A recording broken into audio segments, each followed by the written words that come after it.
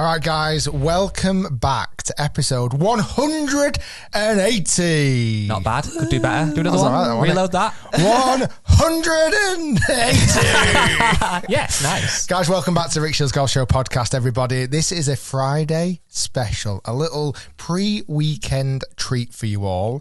I'm here, your host, Rick Shiels. I'm here with co-host Guy, and also special co-host number 2 today, Mia Baker. Yes. Hi, guys. Thanks for being on the podcast, Mia. Thanks for having me. It's such a treat for me to be here. You were up in Manchester, and we were like, we've done an episode with Mia many moons ago. Yes. I couldn't even imagine what episode. I'm going to say that would have been. 47, top of my head. Don't know. Really? I'll have a look. We were in a hotel room. It's taking a turn. That's a lie. That's just a total lie. I just made that up. You know, that's just pure internet gossip. Yeah, definitely. There's gonna be rumours. I've got some questions to answer when I get home. Yeah. I'm sure. We're in a hotel restaurant. There we go. We were at the Marriott, and it felt like COVID time. I'm pretty sure. Yeah. And we did a podcast with Mia, and we talked about the story of your kind of your new upbringing into the world of golf. And at that point, your career was really starting to kind of on the up. Since that, you have gone to the moon. Oh, I don't know about that. I think you've gone everywhere else but the moon. I would dread to think how many air miles you've clocked up. Yeah, I've done a lot of those. But however, I actually think something you might have surpassed air miles with, Instagram stories. Yes. Oh, I love an Insta story. So if you don't follow Mia, make sure you check her out on Instagram and follow her journey. You've also just set up a behind the scenes Instagram account as well, I see. So basically, people are like, oh, you only do golf. And I'm like, I do have other hobbies. Or like if I want to post, me playing the piano or me doing something different that isn't golf. I just don't know where to put it. Why do people not want it on your normal page? I don't know. You just kind of feel like maybe they don't. People are there for the golf. Do you know what I mean? You know what I mean? How then has your, and like I say, this is more kind of a co-host, but I also want to dive into a little bit of what you've been up to in the last kind of 12 months, 18 months since we saw you last. Right now, would you still classify yourself as a new golfer? I don't know. When do you graduate? It's a great question, actually. Actually, Rick graduates you. Yeah. This is all been a big surprise. Congratulations. You are here at the Rick Shiels graduation. You are now an official golfer. Woohoo! But the thing is, you swing it, you hit it much better than a new golfer. You feel like you've gone past that stage now where I would say, you might correct me, you probably hit more good shots than you hit bad shots now. Mm-hmm. But I would say my golf brain, in terms of being out on the course, is still the same as someone who's only been playing for like 3 years. You've probably not got enough experience for that just yet, have you? Yeah. Really? Because that is a different world, isn't it? That's what takes time. I've seen it with my friends who play football growing up, quite athletic, and quite quickly can get good at hitting a golf ball, long drives, a flush 7-iron. But it's those like little intricate shots and maybe plotting your way around when things aren't going so well. That's what takes time to kind of really build, I would say. Yeah, I feel like I've got so much golf knowledge and I know exactly what I'm supposed to do.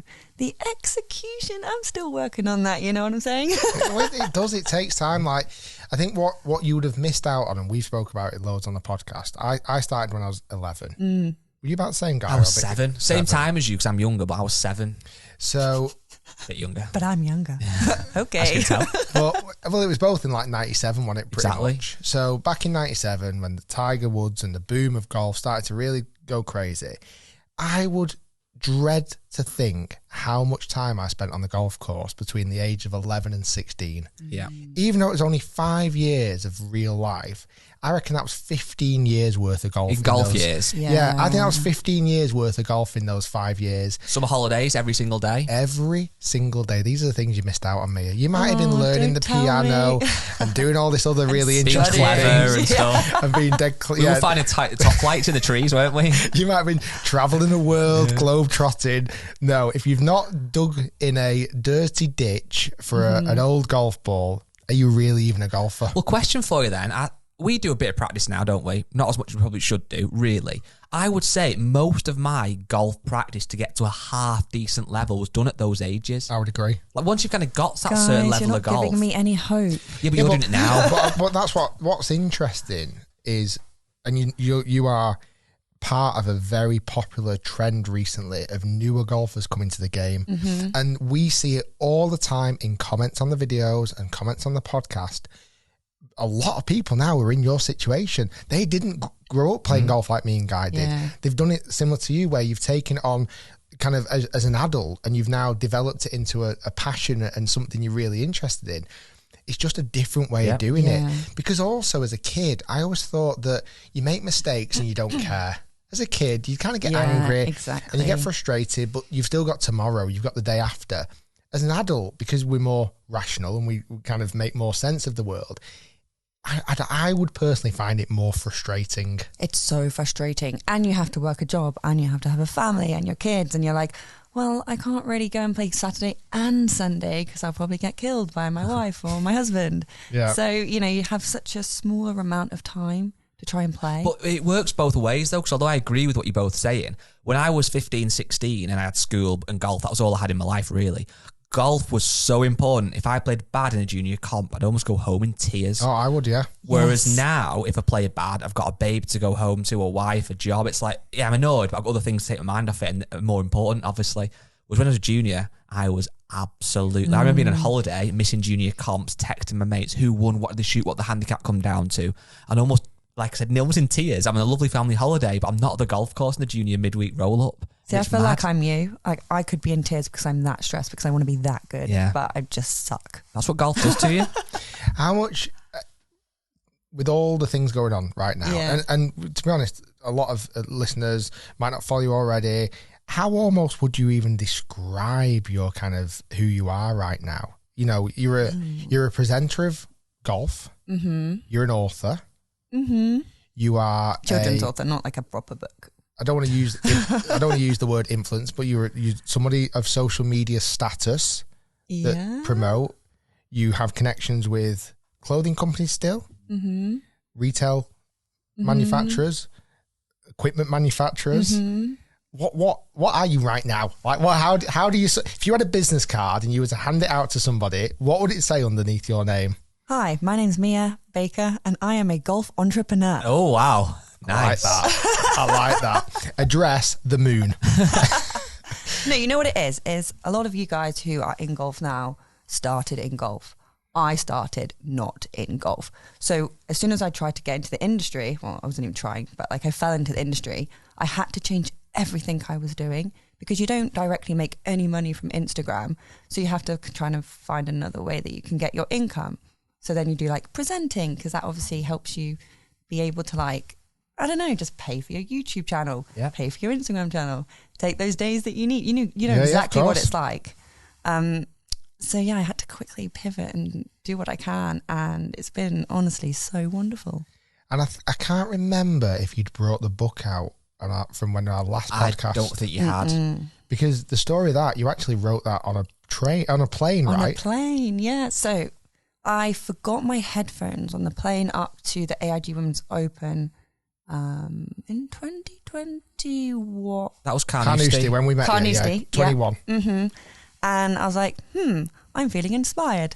And then I just wrote it on the notes of my phone, and I showed everyone around, like the teams up there. And they were like, yeah, that's cool. Yeah, that's cool. I was like, I'm going to make a book. And they're like, yeah, whatever. Yeah, awesome. 3 months later, I had my book, and they were like, huh? You actually did what you said you were going to do? And I was like, yeah, of course I am. So are you quite determined in a lot of this? It's what I think from the outside, you come across as very bubbly and very friendly, but is there a real kind of business entrepreneur behind? Just before you answer that, I just want to jump in with something that I was going to say, but I think we'll do it now as a perfect segue. There's a comment from Tom Cotton on our Facebook page. And he says, I picked Mia's book up at American Golf not so long ago. I read it to my 2-year-old in bed most nights. He absolutely loves it. Top work. Thank you so much, Tom. I literally said to Rick a second ago, before we even started this podcast, I was like, can I gloat to you for a second? And he's like, what do you want to gloat to me about? He didn't say that, but effectively. And I was like, so basically, someone actually bought my book, and they wrote something so nice about me on Instagram and sent me a DM how they took it into their school, and they showed all their friends in their class, and they invited all their friends. This is a little kid we're talking about. invited all their friends to go and play golf with them after. Wow. That is really good. I must admit, you were very nice, and you sent me a couple of copies, and you signed it for my kids, and I read it a lot of times to my children. They really like it. I think they like it because they've met you as well. So it's like, oh my, that woman we met wrote that book, because they don't get to meet many authors or whatever it may be. But again, it's a sign, and I think real credit to yourself in this, because there's a lot of people who say they're going to do stuff and don't do it. A lot of things that I've seen you do across your kind of 3 years, whatever it's been, journey. When you say you're going to do something, you do it. When you say you're going to run women's nights at pitch, you did it. When you're talking about being an author, you did it. When you're talking about whatever you might do next, who knows what bloody next is. When you want to, when you set up a podcast, set up a podcast, you did it. You've set up a YouTube channel, you've done it. And I think there's a lot of, you should be very proud of yourself with that, and a lot of credit, because it's very easy in this day and age to kind of put something on social media. Oh yeah, I'm going to do this, and it kind of just fizzles out. I've seen it loads of times, but I must admit, there's a lot of times where you'll say it, and I'm like, yeah, she'll do it. It's going to happen. Because I love it. I enjoy it. And I have this thing inside me where I just want to learn every single skill ever. So if anyone were to speak to me, I'd be like, oh yeah, boats. Yeah, I know so much about boats, even though I know frickin' nothing about boats. But I probably studied boats one day and built a boat because I just wanted to see how they did it. Have you always been like that, quite inquisitive? Yeah, my dad said I was really annoying growing up. Probably says I'm still quite annoying now, but I was like, why? Why? You know, that little kid. Yeah. You're like, the sky's blue because it's, blue. Why? And you're like, for God's sake, I want to strangle you. But I must admit, as a parent, it tests you, because you're like, oh, I don't really know. I better find out. Google is your friend. Yeah, Google. Well, there's probably, yeah. I love Google. He's my best friend. One thing that I think I would like to dive into, because last couple of weeks it's been quite heavy, and I remember talking about this, and at the moment, you're currently sipping water from a Masters Cup. Yay. Sat on an Augusta National Golf Club napkin. Because someone in this room's been to the Masters, you may not have heard. You may have heard, may not have heard. Was there the Masters recently? It's that event that's not quite as the Open. That's the one.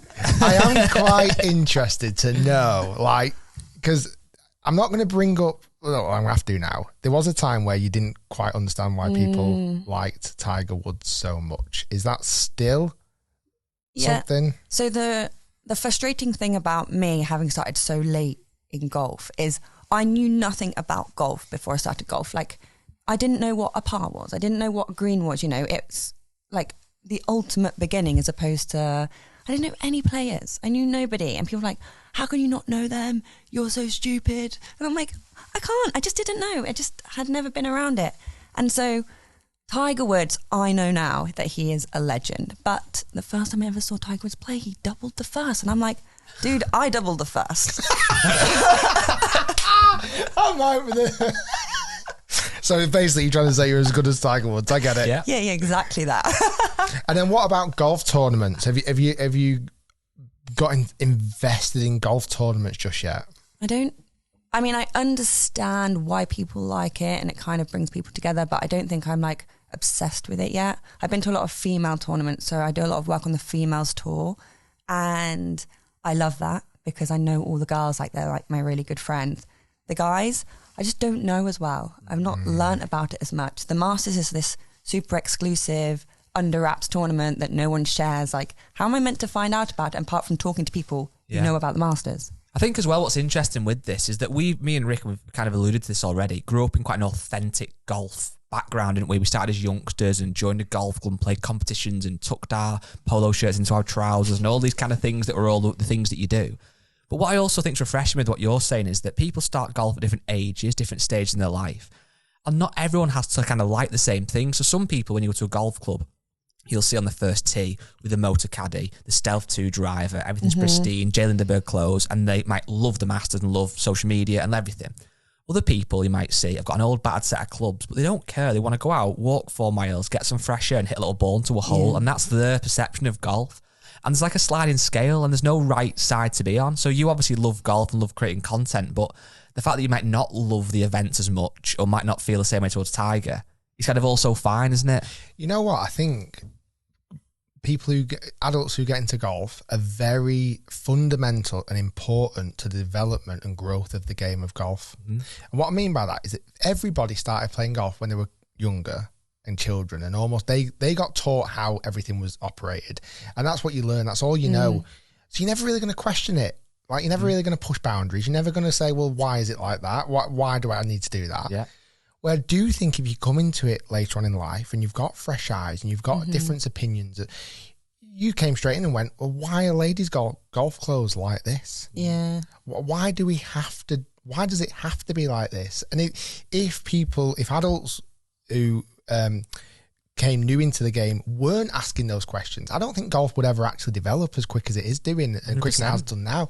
Fashion is changing so much in golf right now. Oh my God, massively. Like, and that isn't through you and me growing up as kids playing golf, because that's kind of all we've known, and that's almost our uniform is a polo. You accept it. Everyone's like, but this is what I wear to golf, and everyone who's new is like, but why? Yeah, exactly. So new people coming in push those boundaries and go, do we have to?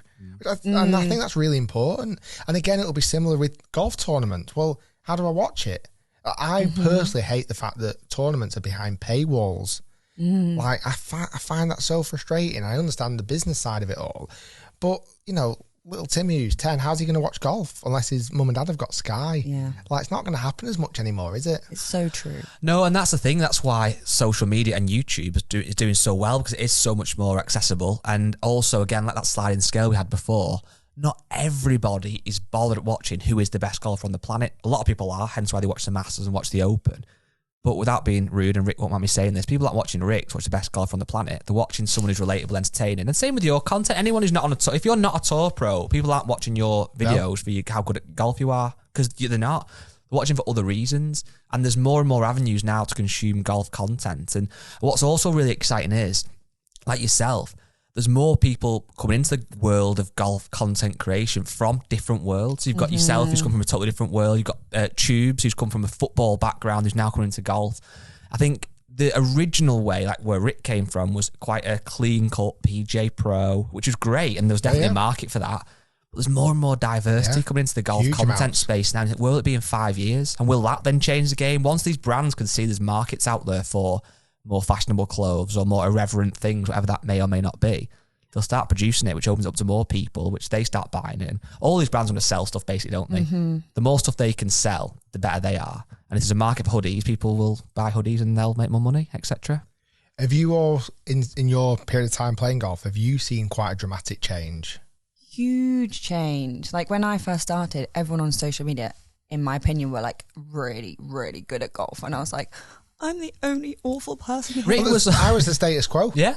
It was a PGA golf professional, male, typically, PGA golf professional of a certain age. That's what it was. And that's something, although like we joke then about like relatability, you turn pro for like 3 or whatever, compared to the average person, you are unbelievable at golf. So if you just started golf and you're watching someone who's a pro who can break 75 a lot, that can probably feel quite alienating to some degree. You don't even know where to start. Literally, my friends, I'm still trying to get my friends to play golf because like not many people around me play golf. And I got a text saying, Mia, how does one play golf? And I was like, that's actually a good question. It's like, I don't know where to start. It's such a hard question to do anyway, because like, what do you start with? The equipment? Do you start with a range? How do you start at the range? How do you hold it? Like all these questions that you guys probably take for granted. Yeah. Well, it's questions we ask ourselves all the time because, part of legacy and what we want to leave in the world of golf, like it's in a great place now, but let's see if we can bump those numbers up. We've got to answer all those questions. We've got to be able to say, well, actually, this is the pathway, and it's actually a lot easier than it appears. Yeah, but you don't even know. You're like literally starting at the point where you don't even know what the question is you need to ask. It's that, and it's also the nerves. Like for me, I'm not an amazing golfer, but I wouldn't be remotely nervous going to a new golf club and paying a green fee and playing a golf course. If I suddenly, and this is a bit of a random analogy, but if I watched the cricket on TV and thought, you know what, I wouldn't mind starting playing cricket. How on earth do I start playing cricket? And how nervous do I go into a cricket team? I don't really know the rules. I don't even know any good. I don't know what position I would be playing. Like, how do I start playing cricket? It's really, what bat do you buy? What do you wear? White stuff, I think. Well, you think so. Well, that's all I know. Yeah. But I even get confused now. I'm like, when people are playing off the tee, who's going fast? I'm like, why are you now going fast? I'm like, I'm getting confused. Like, yeah, but it was my honours 3 holes ago. I'm like, What does that even mean? It is. It's definitely changing. I don't think we've lived in a period of time where golf is changing as quick as it is doing right now, and it's exciting. Can't wait to see what the future holds, because, like I say, it's all these fresh new ideas. It's all these fresh new people coming into it. The barriers, the boundaries are being gradually, and I do believe this, are starting to be opened and knocked down. It's not perfect yet, but we're getting there. And definitely yourself and others who have opened golf up to a new audience are definitely helping with a lot of that. How many well. beginner golfer channels are there now? Oh my God. Lots. Trillions. Yeah. Well, this is a good question from Jamie Galbraith. Again, these are all from Facebook. Join the Facebook page, shouldn't you, Rick? Are you a member of the Facebook page? I don't reckon you're a Facebook user, are you really? Just say, yeah. Do you use Facebook? Say yes. No, I don't use Facebook. Well, if you did, or imagine you've got a Facebook account, right? You've got it. If you did. Would you join the Rick Shiels Golf Show podcast group? Oh, I would double join it. Yeah, okay. Well, that actually would mean you'd probably leave it. But because once you You'd join, actually get banned if you did that. But there's 85,000 members of the group. It's growing, and we love people sharing their success stories as well. I think it's just at 90,000. Was it? I'm pretty sure it's at 90,000 people. Yeah. It's a nice vibe. It's like friendly. If you've had a hole in one, you put it on there, you get loads of likes. That's Loads. so If you break nice. 100, and what I love as well, some people come in and go, I break 75 today. Some people go, I broke 100 today. Some people might say it's my first round of golf and I completed it and shot 120. The amount of likes everyone, you almost get more likes the worse The higher your the score score. is, to I some love degree. that. It's a great community, and we use it a lot to ask questions. And There's one thing though. I'm not sure if my posts on there are restricted in some way, I have to accept them. because I So get he is the restriction. I get almost no interaction on my own post on my own group. You haven't done anything significant enough, apparently. It's actually, have you deleted it? And I haven't deleted it. It's just your posts really aren't great. So I put on something yesterday. I'm looking for one of these currently. Oh wow. Oh, cute. Why did not? That's 19 likes. 15 likes on my own page. That's good for you. Double figures. That's hilarious. When Rick gets double figures, we do a little dance, double figures dance. Ole, ole. These sausage rolls got 76. Oh, Rick, I feel a bit Some guilty guy now. got on some new set of irons. He got 242. Me asking for questions has had 93 likes today. 112 I've got. Me, my own group asking for advice from my own followers and fans, and 17 likes. Well, anyway. A picture of a golf ball plugged, 453 What likes. we'll do, we'll wrap this wrap this podcast up, and Mia can give you some social media training if you like. Yeah, on please. engagement. But the question I was going to get onto was from Jamie Galbraith. He says, and I want to ask you both this: is golf social media a more realistic target / aim than the tour for girls and boys growing up? So, for example, I think he's getting at, if you're 12 years old now and you're loving golf, girl or boy, is becoming an influencer, quote unquote, more realistic than trying to become a tour pro? You would expect it to be more realistic because it's in your hands to some degree. Well, it is more realistic, definitely. You have to work hard at both, though. I feel like... I think you do, because there's more and more people doing it now. So if I was 18 years old trying to do social media in golf, I'd have to create a USP to get an audience. It's the same way you'd have to be so good at golf to become a tour pro. So it's different, but yet you still have to stand out. I also think from a female perspective, there are a lot of females on social media, but there probably isn't as many as there could be on tour. And so there's probably more opportunities for you to become the best, if that makes sense, because a lot of the female who could be the best have never played golf yet, or haven't ever had the opportunity to reach their potential. Say I started when I was like 3 years old. I would be so much better than I am now. Yeah. But Yeah, like, of I'm course. out. I always think that. Imagine if everybody, like, when I watch World's Strongest Man, for example, weird analogy, I know, someone is crowned the strongest man in the world. And to be fair, they probably are, because they train for it. But I bet there's a random man in an African tribe or whatever who's never going to experience strongman competition. But if he trained, might well be. Even boxing. There must be some 6'7" Russian fella who's never boxed in his life that can beat up a bear. Who would be the best golfer on the planet if everyone played golf? And who could beat up a bear the best? Yes. I'm sure. Didn't Australia do something like this for the Olympics? So whatever the year the Olympics was in Australia last, was it Sydney? I'm going to say 2002, I think it was, where Redgrave won I'm his sure fifth it was medal. 2000 Sydney. Anyway, what they did in the build up to that, let's rewind 20 years or 15 years, they decided to try and almost source and categorize children at what sport they would be really good at. Really? So they would test children and or their height or their percentile growth. Wow. And go, well, you're in the 100th size percentile. You're going to go into this category. You've got long arms, you're good at swimming or whatever. Basketball player or a swimmer or a whatever it may be. And somebody else who was outrageously flexible, okay, you're going to start to move into the gymnastics. I'm pretty sure it was something like that. That makes sense. And imagine if every single child or almost had, these are the things you're going to be terrible at. Don't even bother with them. Just don't even. But Rick, I love playing tough. Pokemon. I'm not going to get anything else other than Pokemon. They're the things that you cannot do. And there's a list of things that you're going to do in order of how good you are going to be at them. Wow. Yeah, but they do that for careers. I think I got librarian. Look at what I'm doing now. You wrote a book. You wrote halfway there you go. there. Yeah, you wrote a book. You could have wrote your own book and put that in the library, nice and neat. So, like, I don't know, you could be putting off a child about something that they could be really good at. You know, some people grow later. Yeah, but this method might not have been perfect yet, but figure out a perfect method. Golf would be a tough one for that, though, because think about the different size and shapes. Swimming, you'd think, to some degree, if you've got long arms, long legs, or whatever it may be. But think of the different shapes and sizes of golfers. But if everyone tried golf and everyone put in the effort... I think it's a mental thing. You'd have to do a mental test to see if you could cope with golf. Yeah, which I can't. I'd fail that straight away. The other thing as well, I think... and this has been proven, the fact that getting kids into as many different sports and letting them have so many different abilities anyway, because the real skills you need is balance, speed, agility, coordination, all of those things, the mental strength that you learn from other sports, from winning and losing, you almost become a rounded athlete, and then you can just plug into any sport then, can't you, really? Yeah. You do find that if you are good at other sports, golf does often come somewhat, not naturally, but you've got some level of ability. Like my friends who play football then started golf, as I said before, you do find quite quickly they can strike the ball pretty well. Does help. I remember when I was coaching and you get a 20-odd-year-old lad come in, he's like, I've never tried golf before. Oh, do you do any other sports? And as soon as he started saying, oh, yeah, well, I play hockey, football, blah, blah, blah, and you think, well, you're just going to be good. Follow-on question from this then, from Paul, and this is one that we'll put more towards Mia, because I think it's what's aimed at you anyway. He says, another question, he must have asked one earlier on. What does Mia think clubs could do to get more young female golfers playing? I know it's a bit of a cliche when you've been asked many times, but what do you think, if there's a couple of things golf clubs could do to make it more appealing?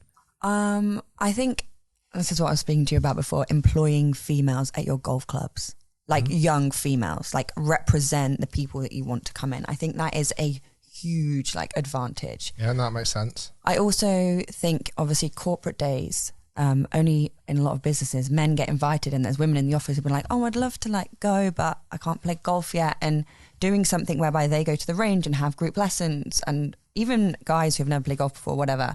And then you have the group who go out and play, things like that, where it's inclusive from an element of getting better, learning, as well as those who are competent enough to go out and play, I think is a good way to do it. Yeah, I love that. I've told this before, one of my trophies, many trophies on the shelf over here. I've got one of those too. Is from a which one? No, just a trophy shelf. All right. It's bigger and better. One of these is from a golf event that used to take place at my local golf club every year, and we used to call it Foxes and Rabbits. And it was an opportunity where, I can't remember which way around it was now, I think the golfers would be the foxes, and they would hit all the shots to the green. You would invite a non-golf friend, someone who'd never played golf ever before, and they would be the rabbit, and they would putt. I love that. But only putt. So you'd work as a team, and it was one and the golf afterwards, everyone was around in the clubhouse, there'd be a barbecue on, and you're mixing all of these golfers who are members of the golf club. Let's say there's 100 of them. Bringing in 100 non-golfers. I love that. Team golf is literally the way forward. And it might be a family member, it might be a work colleague, it might be a husband or wife, whatever it may be, a kid. But then, they go, that was actually quite fun. I actually quite enjoyed that. And I think corporate days and things like you mentioned there could definitely do a bit more of that. You go, it was fun. 18 and 2, stroking next one, you six-putted, you dope. You might have caused some divorces. You stupid rabbit. That's such a good idea. We had that. My golf club, it was called golfer, non-golfer, but I also quite like foxes and rabbits. But yeah, we should do a tournament. I don't think my Fox and Rabbits trophy's on there. Yeah, could we do a tournament? Golfers and non-golfers. Yeah. Golfers and rabbits. And I'll bring all of the new golfers from The my channel, rabbits. and you bring Love all it. the like pro golfers. Perfect. Big Yay. tournament. Let's do it. Even kids can be part of it. I know. 100%. Oh my God, I think love it'd be cool. Another question for you from Scott Warren. Who is your dream four-ball? Now, you're in this four-ball, so you've got 3 guests. You don't have to say Rick Shiels because you're on his podcast. I'll go and get my clubs. I literally love Lewis Capaldi. So, Nice. Did you see he posted on weekend them playing golf? Yeah, I played golf with Lewis Capaldi. What? Yeah. I didn't Oh, know wow. he In a does he actually simulator. Oh, right. Oh, No, well, still, he you- was in a like simulator. live human next to me. Is he good? He tried. All right. He tried really hard. Yeah. Yeah. But he was out on the golf course recently I know, I saw that too. with, provocative pictures, granted. Yeah. Yeah. Have he had no top on or something? Yeah. He was like, Classic.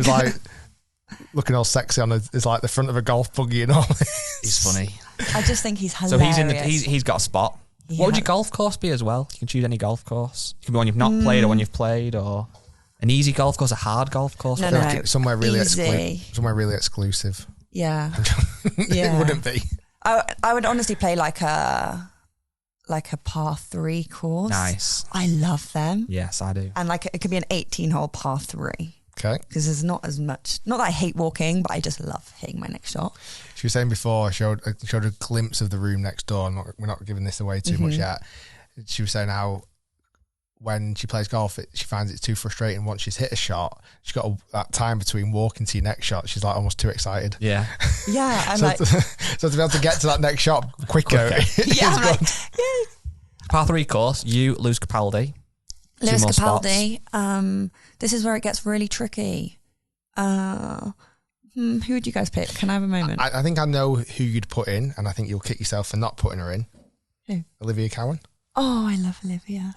But I thought it was a football that I've never played with. Sorry. No, it doesn't. It can be anyone. either. Dream four ball. Yeah, she would love to be in that football, to be So fair.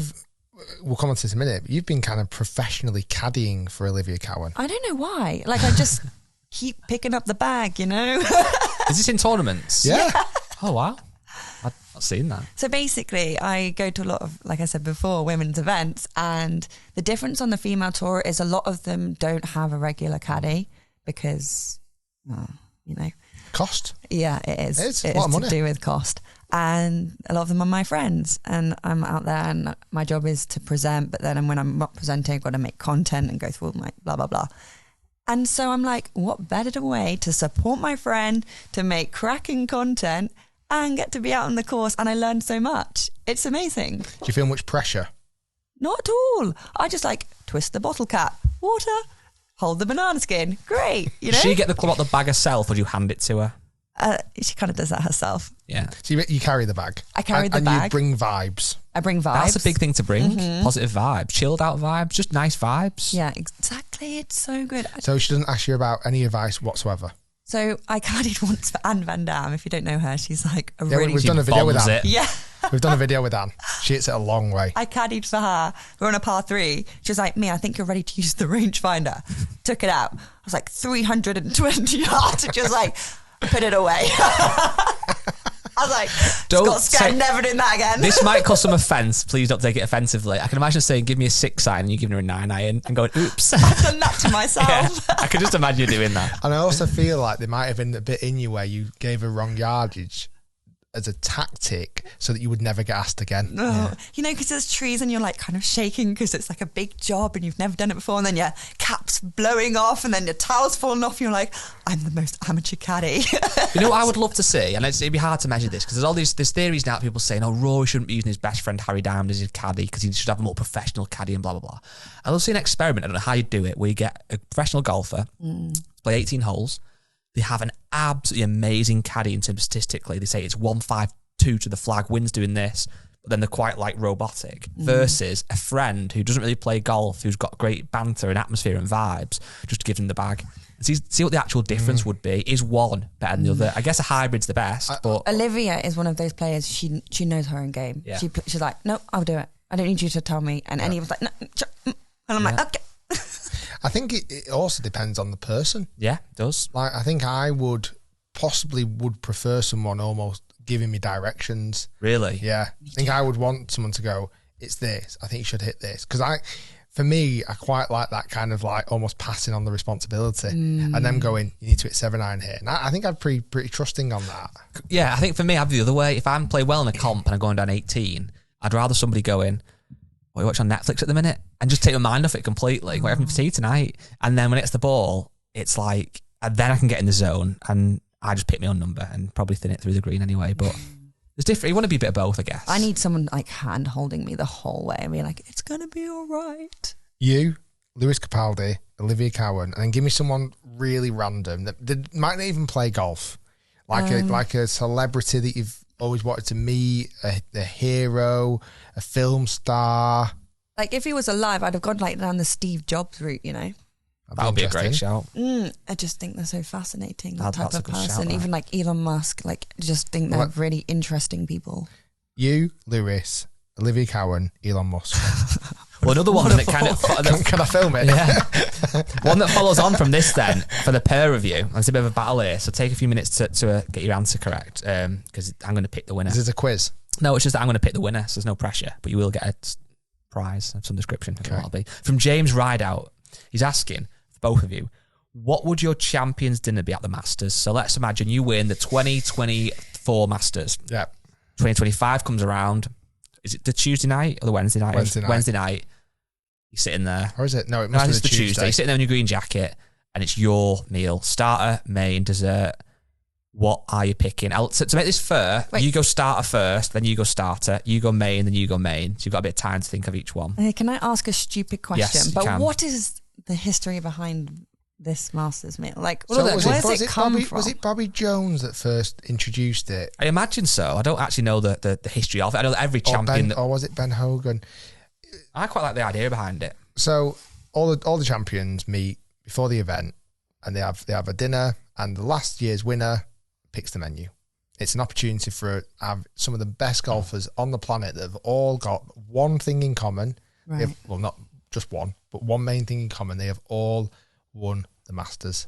And I think it's an opportunity for, if let's say you're quite a young golfer and you've won the jacket, you get to sit in this room with legends of the game. I mean, it's amazing. And, you know, I think there's quite a lot of times where it's closed doors, no one can find out about it, but some of the stories you hear about it of like iconic speeches that have taken place, whether it's Jack Nicklaus stood up there, you know, talking about, you know, the development of the game. I think it's a real, it's a bit archaic in some sense, but also steeped in tradition, steeped in history. I think it plays a really important part as well. I like that. That is a tradition in golf. I actually think it's quite cool. Yeah, so I'm pretty sure, and I don't want to just check, guy, with your laptop, who set up the Masters dinner. I'm pretty sure it's Ben Hogan, but that also doesn't quite sound right because that seems not the right era.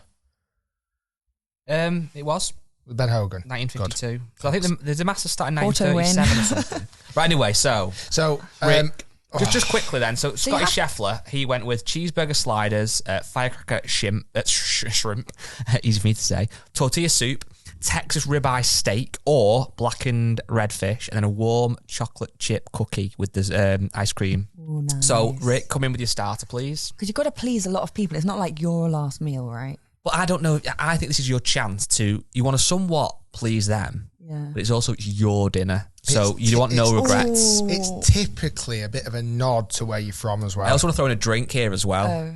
So it's normally got some level of almost. So that means Rick's going for a pie balm. Mum's going to be pie balm and pints of gravy. I love gravy, to be fair. Right, hit me with the starter. You've had enough time to think about this. Rick, start it. Go. I am going to go with pate. Right, you've won. Whatever you say, you've won. You could literally say a piece of you've won. I had two things. I was gonna. Yeah, that was pretty grim. I don't know why you said so pate. nice. Okay. Yeah, well, I'm out of that. With lots of bread. Bread, I'll eat the bread.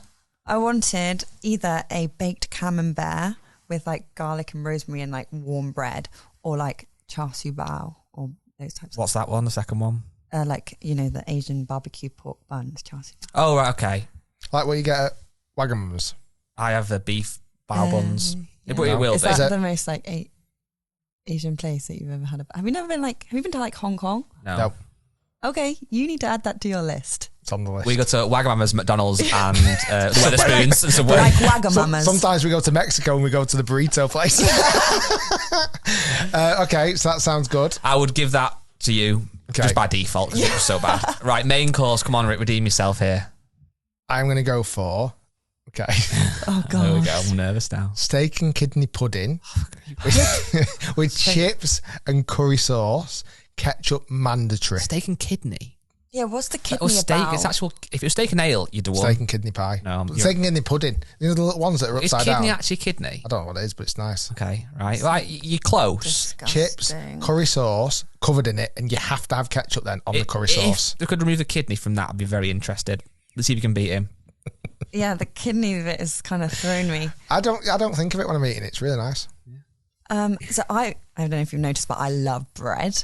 So Why would we have noticed because that? my next thing is going to be another bread. A loaf of Warburtons. So I was thinking of like I freaking love like a toasty. Okay. Ooh. No, whoa, I'm all ears. I'm all ears. You're not allowed to be the judge of this. Cheese and beans toasty, I'm in. I love that too. You get it from Costa Coffee. Mwah. Oh my God. Mwah. There'll be some chefs listening now, Cheese and rolling beans. their No, eyes. they won't. Cheesy beanie toasty. Love that. You know they used to do the Chicago town pizzas, like cheesy beanie Chicago. Yes, I love Chicago town pizzas, tomato stuffed crust. Plug. Yum. Wow. Okay. Okay. And I was thinking like a toasty, we could do like either, I don't know, I do like a tuna melt, but I also like the brie and cranberry. It's delicious. Wow. With like, You've got this, by the way, Jack Nicholas is going to be eating this sort of okay, stuff. with mini cocktail Tiger That's the Woods. one with curry sauce and ketchup. There you go, Jack. This is real nice, Rick. yes, and like I don't think Gary Player would approve mine at all. some mini honey mustard cocktail sausages, which are hot. Yeah, I'll put you at a draw for that one. Okay. Dessert then, come on. Creme brulee. I don't know. You have the weirdest meal ever. I don't want to go to your final dinner. I don't at all. I'd say steak and kidney puddings and creme brulee. Everyone just swerves dinner outside of a sandwich. Everyone's saying we've already eaten, Yeah. Rick. I'm really sorry. What's your dessert then? A Come on. melt in the middle chocolate pudding Done. with vanilla ice cream with the vanilla. Perfect. I think the only thing would beat that for me would be sticky toffee pudding, but I'll take that all day long. Drink then. So everyone's got to drink one drink all night. Baby beers I've still not tried them. or pints of Guinness only. You go in. Ginger beer. I don't think I've ever had a ginger beer either. Oh, it's the most amazing Not thing ever. alcoholic or not? I just go straight ginger beer. Sounds like it's got alcohol in it 'cause it's called beer, but I I don't know. It's not alcohol. No. All right. Fair enough. That was like a terrible choice for me. somewhat underwhelming. Get out of here. Well, that went different to how you planned, Guy, I'm pretty sure. Yeah, I think It's like, that's overall awful. I'll give it to Mia, but it's not convincing victory. It was it's okay. While you're both here, Yes. It makes me get sacked. It didn't work for us. I want to share something. I'm nervous. Yes, you should be. Very, very nervous because in less than 48 hours, I am running the London Marathon. Oh my gosh. Have you ever been to watch it? No. Obviously. Don't know why I asked that I stupid could have question. done. I could have done. My response was quite weird. If Rick hears the word marathon now, he goes aggressive and spiky. He's just nervous. No. So I've trained this week. Yeah. 20 miler. Which I've been told you shouldn't do Yeah. the week before. You should have done all the training pre this, 17 Good. weeks, 20-week plan. but I didn't. So I crammed my marathon training in 5 days before the marathon. Good. I'm very, very nervous about completing it. Can I ask you about your shoe situation? Well, Guy recommended me some which I've bought, Have and you- they're very, very comfortable. Ran in them? Yes, Okay. only 5 times. Okay. You do need to run in them a little bit. Yes. But I think that they're comfy enough. They're a aren't comfy they? shoe, they're a We're not good allowed to shoe. name the brand on this channel, but yeah, I'm looking forward to using them. Well, that's why the podcast Okay. is today, Friday, because we might never do another one again. This could be the last podcast ever. So Well, we wanted to take a couple of opportunities. Mia, you're not often in Manchester, so we wanted to get you on the podcast. We're doing some filming for your channel this afternoon. Yes, which I'm thank you so much for agreeing to come on my I'm little excited. old channel. So it's you, Jenny, Yeah. and Emily, Yep. and golf girls on tour. Yeah, so we call ourselves golf girls. We kind of want to redefine the term golf girls as people who genuinely love the game. we're not the greatest. We play as a scramble, so we still kind of score low. The shots that we do that are bad are freaking hilarious. Like, they are embarrassingly bad that it just makes for good content, to be quite frank. So what's the goal this afternoon? It's Apart from you girls to beat me. That is the goal. Right. Us v. Rick Shiels. So it's you three playing scramble versus me. Mm-hmm. Okay. And how many holes? We're going to play 9 holes. I like it. And we're doing the front 9 or the back 9? Or is not undecided? What golf course is it? Mia. So Mia at I think you got to go back. I'd say back 9's better. Would you agree? Really? The back 9 is better. It just depends how busy it is. Friday afternoon, bit of sunshine out. Few beers. Bit of pate. Lads on the pate. Please, no. on the patio eating pate. Okay, maybe this is a question for Guy. What do you think? Same tee boxes or strokes? What do you I think if you go off whichever tees you prefer, forward tees, and then Rick goes off whatever whites are out, and then I think that would be a fair match. I don't. Yeah. What's the ability? How? What's the level? Let's just say it's pretty low. Low handicap. No. They shoot pretty low scores. Rick's golf at the moment. Well, last time I played golf was actually at Augusta National Golf Club. Wow. And I've not played golf since. How was it there? I played really, really well, but life's changed since that. I'm a different person. Trained for a marathon as well. Yeah, that's the thing. My legs are really sore because I've trained. So I think you start the game off with you on the forward tees, Rick on the whites, and just play it no strokes, but you've obviously got the fact that you've got 3 attempts every shot. And maybe see how you go a few holes. And if it's like going one way or the other, you can go, tell you what, we're going to mix it up a little bit. It's not super serious, is it? Do you par most of the holes or not? Well, so I've been playing some really bad golf this past week. It's like I've been possessed by a demon and she's never played golf before. Oh. So it's a bit tricky out there for me. Yeah, but I've got a funny feeling today you'll just bring it. You'll just somehow turn it on. Do you know what it is? I don't know why. None of your golf courses really have like practice areas. Have you seen the practice area at Mia? No. I thought You've been there before. I thought it was just like putting and chipping. No, you hit into the lake. Oh. It is cool. You hit borters. You hit borters into the... You hit balls, floating golf balls into the lake. Oh no, I didn't know that. So we'll get down there early, a bit of lunch, and then you can hit balls into. It's actually quite good to start the video down there. This is a game changer. So you can hit plenty of shots, and we do have practice areas. I went to a course the other day, and it was just like a net. Some don't, but most of them do. I'm really bad if I don't. Sometimes practice. they're hidden, aren't they? A little bit of a walk away to drive there and park your car. Yeah, I'm interested to see how you get on. So that's going out. That'll be going out soon as well, won't it? Next then week. The reason why then, one, we wanted to give you guys listening, watching a Friday special. Mia, I thought added incredible value, as you do always, and more people should follow you. Why are you pulling your face? I'm like, incredible value. It's all right. Yeah, it's okay. It's okay. For how much we're paying you, you brought brilliant value. I wish. And then I think, let's make a decision now if we can, Guy. I don't think I'm going to be here Monday. Okay. It could be quite a funny podcast. There's no reason why you shouldn't be, but as the boss, you do what you want. I'm joking. The marathon. Yeah, you know. Am I going to be able to drive Monday morning to get here? No. So let's do a podcast Tuesday or Wednesday. Well, let's do it Tuesday to release on Wednesday. Okay. And if I can get in Monday, if I spring out of bed like an excited puppy and want to come in, we'll do it Monday. If not, Tuesday to go out Wednesday. Well, you've had a Friday treat, everyone listening and watching, That's what I'm so you saying. can't really moan. Is that what? None of you can moan. If you do want to moan, please email at moan@rickshiels.com. Please email mia@baker.com. By the way, don't overdo it on like the gels. If you've never had a gel. You don't even know what gel is. I've been told not the gels. Yeah, because... I'll tell you what I did buy though recently. Yeah. Well, I don't even know if I want to disclose this information, but like lots of cream to put places. You do need that. And like... I've seen some horror stories. Nipples falling off and all sorts. I've got nipple cream. Yeah. So that's going to be interesting. Put some plasters on them or something. I bought a bum bag. Cute. But can I say, bum bag? Yeah, I know. I'm going to do it really tight. Because where do you store things? What do you need? Phone, charger, AirPods. Charger? Wallet. You need your wallet. Just take... Have you got a little thing that you can Guy, I'm going to be out there a long time. I need a full survival kit. Pate, steak and kidney pie. I think I might need my passport. I'm really, I don't know what. Have you got a time that you're trying to aim for? I want to finish by Monday. I want to finish alive.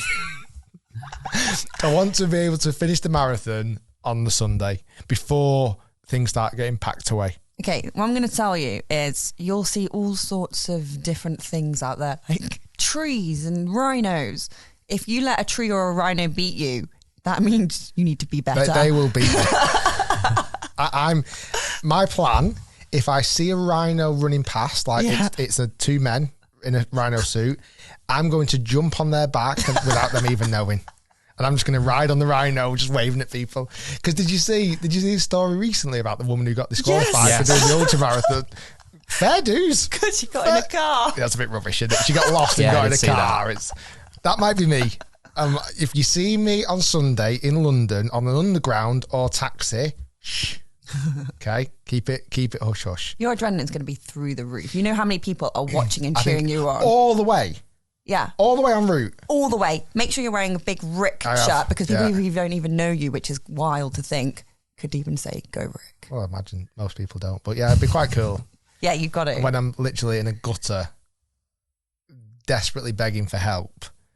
Yeah. Don't take pictures and post them online when I'm just absolutely dying. But yeah, I'm really looking forward to it. I'm doing it for a wonderful charity. It's Never You. Make sure you do donate to charity. I'll put a link in the top line in the description. It's a charity that supports children, supports parents who have lost children to cancer. So if you can support, it'd be really appreciated. And hopefully I'll see you next week. I'm excited for you. 180 podcasts done. Thanks for listening, everybody. Thanks for watching. Be sure to go and follow Mia Baker, golf entrepreneur, author, golf presenter, golf enthusiast, bread lover, future astronaut. Oh, kind of interesting. I think you might be the first golfer that plays on the moon. Thanks, everybody. Stay tuned. Lots more to come, and we shall see you next time. Bye.